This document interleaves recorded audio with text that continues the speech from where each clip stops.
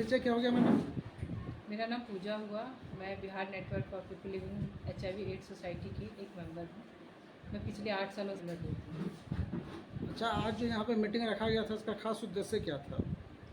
खास उद्देश्य था युवा को जागरूक करना। लोगों के मन में बहुत सारी भ्रांतियाँ होती है HIV को लेकर, उसको निकालना कि HIV कोई गंभीर बीमारी तो है, लेकिन उससे उसकी मौत नहीं होती है। वो मेडिसिन ले करके अपनी लाइफ को स्वस्थ और बेहतर बना सकते हैं और एक लंबी ज़िंदगी जी सकते हैं।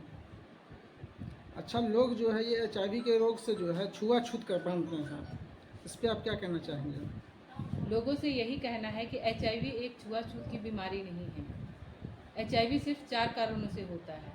अगर छुआछूत की बीमारी होती तो आज की डेट में हमारा जो भारत का पॉपुलेशन होता है HIV को लेकर बहुत ज़्यादा बढ़ गया होता। अगर एक दूसरे छू देते तो शायद हमें भी HIV हो जाता। लेकिन ये सब भ्रांतियाँ हैं। छूने से, खाने से, साथ बैठने से, कपड़ा शेयर करने से किसी को HIV नहीं होता है। HIV सिर्फ 4 कारणों से होता है। वो है माँ से होने वाले बच्चे को, संक्रमित व्यक्ति के अगर किसी को ब्लड चढ़ाया जाए तो संक्रमित खून से, संक्रमित सुई से और संक्रमित लोगों के साथ अगर रिलेशन बनाते हैं, संबंध बनाते हैं, तो वो HIV होने का 4 ही कारण है। उसके सिवा 5वां कोई कारण नहीं है। HIV छुआछूत से नहीं होती। अच्छा, HIV पेशेंट का जो दवा चलता था, क्या कंप्लीट तरीके से बीमारी खत्म हो जाता है या रोकथाम किया जाता है दवा द्वारा? नहीं, HIV का जो मेडिसिन चलता है वो कंप्लीट तरीके से ख़त्म नहीं होता है। उसकी सिर्फ रोकथाम होती है। जो मेडिसिन होती है ना, उससे उसके वायरस को शुष्क अवस्था में किया जाता है। अगर रेगुलर मेडिसिन ले रहे हैं तो जो वायरस होता है वो शरीर में सोया हुआ होता है। उससे उसकी जो बढ़ने की क्षमता होती है उसको कम कर दी जाती है मेडिसिन लेने से। अच्छा, समस्तीपुर सदर अस्पताल में जो मैडम अक्सर दवा के लिए जो है पेशेंट मारा मारी करते हैं, उनको समय से दवा नहीं मिल पाता, इस पर आप क्या कहना चाहेंगे? पेशेंट मारा मारी करते हैं, इस पे तो हम नहीं कुछ बोल पाएंगे क्योंकि वहाँ पर थोड़ा ये का कमी है, स्पेस नहीं है, इसलिए भीड़ ज़्यादा होता है। और दवा तो अभी रेगुलर मिल रही है, कम ही मिलता है। अगर स्टॉक कम होता है तो दवा मिलता है रेगुलर, लेकिन कम मिलता है, लेकिन रोज़ दिया जाता है मेडिसिन। अगर दवा कम है तो कम स्टॉक में देंगे, लेकिन मेडिसिन जो है वो रोज़ हमेशा मिलता है। ऐसा कोई क्लाइंट नहीं है जो बिना मेडिसिन के जाए, क्योंकि मेडिसिन ही उसका आधार है। लोगों का आरोप है कि समय से दवा नहीं मिल पाता, दवा काउंटर जो समय से नहीं खुलता है। ये तो मतलब सदर अस्पताल के CS सर से वो करना होगा, मतलब एडवोकेसी करना होगा कि सर हाँ, ये तो लोगों की बात है, ये तो आपसी कोऑर्डिनेशन की बात है, ठीक है। इसमें किसी का कोई पर्सनल वो नहीं है। कोऑर्डिनेशन से हम चाहें तो हम 9 बजे भी सेंटर खोलें, जन सुविधा को अच्छे से समय से दवाई दें, लोग परेशान ना हो, ये कोऑर्डिनेशन की बात है। किसी एक व्यक्ति विशेष के कारण ऐसा नहीं है कि दवाई समय से ना मिले, काउंटर लेट से खुले। ये कोऑर्डिनेशन अगर बेहतर होगा, सभी स्टाफ मिलकर कोऑर्डिनेशन अच्छा बनाएंगे तो कोई भी आम जनता को समस्या नहीं होगी।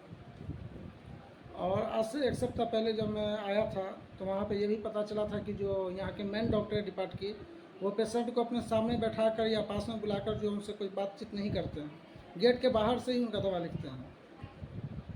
ये तो गेट से बाहर से दवा लिखने की बात मेरे संज्ञान में भी आई थी, और ये शायद अभी उनके ऊपर कुछ कार्रवाई भी चली, लेकिन अभी वो शायद बैठ रही हैं, दवा भी लिख रही हैं। नहीं, ऐसा कुछ नहीं। मैं 2-3 दिन पहले भी आया था तो वहाँ हमसे मुलाकात नहीं हुई थी। आती हैं 10 से 15 मिनट के अंदर वो निकल जाते हैं। उस पर आप क्या कहेंगे? उनको ध्यान देना चाहिए या इसी तरह लापरवाही करना सर, चाहिए? ये तो बिल्कुल ध्यान देने वाली है। अगर मरीज अगर डॉक्टर के पास नहीं जाएगा तो कहाँ जाएगा, और डॉक्टर ही नहीं बैठेंगे तो मरीज तो भगवान भरोसे चलेंगे ना। ये डॉक्टर की भी ये है जिम्मेदारी होनी चाहिए कि वो अपनी जिम्मेदारी को बखूबी निभाए और अच्छे से निभाए। पेशेंट किस लिए आता है? डॉक्टर से मिलने के लिए आता है। अगर डॉक्टर नहीं रहेंगे तो भगवान भरोसे तो हम पेशेंट को नहीं छोड़ सकते हैं। और डॉक्टर या कोई भी हो, कहीं भी, किसी भी सेंटर पे हम यही अपील करेंगे कि बहुत समय नहीं, लेकिन आप 2 घंटा तो समय सेंटर पे दे ही सकते हैं।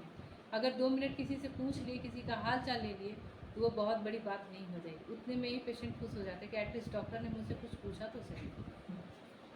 और जल्द ही नई बहाली भी आने वाली है। कोशिश हम यही करेंगे कि और भी मैन पावर को बढ़ाया जाए सेंटर्स पर।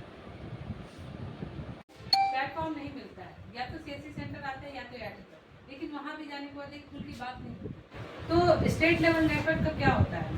कि वो हर पूरे स्टेट में डिस्ट्रिक्ट वाइज एक नेटवर्क बनाती है जहाँ उन लोगों का समस्या रखा जाए। ठीक है, नेटवर्क बनाने से क्या होता है, नेटवर्क तो लाइफ टाइम काम करेगा। आज CSC है, ART है, वो सब कल बंद हो जाए फिर कहाँ जाएंगे। तो नेटवर्क का जब क्लियर इन्फॉर्मेशन हो जाता है ना, तो हम अपनी बातों को रख पाएंगे। जैसे किसी का ऑपरेशन नहीं होता है, किसी को पेमेंट नहीं मिलता है, किसी के बच्चे के साथ प्रॉब्लम है कि कोई माँ बनना चाहता है, ठीक है, कोई माँ बनना चाहता है, तो ये सब समस्याएं से जूझते रहते, मतलब दिमाग में बहुत सारी समस्याएं चलती रहती है, क्वेश्चन उठते रहते हैं, हम उसका जवाब नहीं खोज पाते, है ना। लगता है कि हम किससे जाए पूछें, किससे बात करें। तो वो इन सभी चीज़ों के लिए स्टेट लेवल नेटवर्क जो कि स्टेट में काम करता है, डिस्ट्रिक्ट लेवल नेटवर्क जो कि डिस्ट्रिक्ट में होता है। किसी का सर्जरी नहीं होता है तो खोजते हैं ना, सर मेरा मेरी सर्जरी करवा दीजिए, हमको पथरी हो गया है या बच्चेदानी में प्रॉब्लम हो गया है, या छोटा मोटा सर्जरी या बड़ा सर्जरी या कोई। लेकिन हम कहाँ जाएंगे, हम तो समस्या का समाधान नहीं कर पाते। उसमें में क्या होता है कि है, ठीक है, तो उन समस्याओं को रखने के लिए हम डिस्ट्रिक्ट लेवल नेटवर्क का गठन करते हैं और वहाँ पर जाके, क्योंकि वही लोग वहाँ पर काम करते हैं जो HIV पॉजिटिव होते हैं, मीन्स समुदाय के लोग ही समुदाय के हित के लिए काम करते हैं। अभी समस्तीपुर में बहुत दिक्कत है, होता भी है और है भी। बोलते हैं ना कि मैडम डॉक्टर ही नहीं बैठती, किसके पास हम जाएं, क्या पूछे। किसी को सर्दी खांसी जुकाम भी है तो डॉक्टर नहीं बैठती कि मेडिसिन कोई लिखती है कि नहीं। या तो आप दौड़ के OPD में जाइएगा या तो किसी प्राइवेट हॉस्पिटल में जाइएगा, प्राइवेट डॉक्टर के साथ, जबकि फैसिलिटी सरकार ने सब कुछ दी है, लेकिन उसका सुनवाई करने वाला कोई नहीं है। तो उसका हम इसलिए गठन चाहते हैं नेटवर्क का, ताकि आपकी समस्याएं आए। और नेटवर्क एक ऐसा माध्यम है, वो फ्री है, कहीं भी जाके काम करने में, वो बाध्य नहीं है। वो सरकार से भी लड़ सकता है, आम आदमी से भी लड़ सकता है, और हॉस्पिटल में जाके भी वो अपना बात रख सकता है, अपनी बातों को मनवा सकता है। अगर हम एक लोग जाएंगे डॉक्टर से बोलेंगे कि मेरा काम नहीं, हम वहाँ से वापस लौट जाते हैं। लेकिन हम अगर पूरे बिहार में 80,000 PL HIV, अगर 80,000 PL HIV एक जगह जुट जाए तो क्या होगा, हम 20 ही लोग जुट जाए तो क्या होगा। 80,000 की तो हम बाकी छोड़ते हैं, हम 20 लोग भी जुट जाए तो क्या होगा। थोड़ा तो उसके ऊपर प्रेशर बनेगा ना कि नहीं, आपका कानून है, हमारा अधिकार है ये लेना, ठीक है, हम अधिकार को ले सकते हैं। तो वही नेटवर्क के लोग जाएंगे, आपकी बातों को रखेंगे और आपका अधिकार दिलवाएंगे।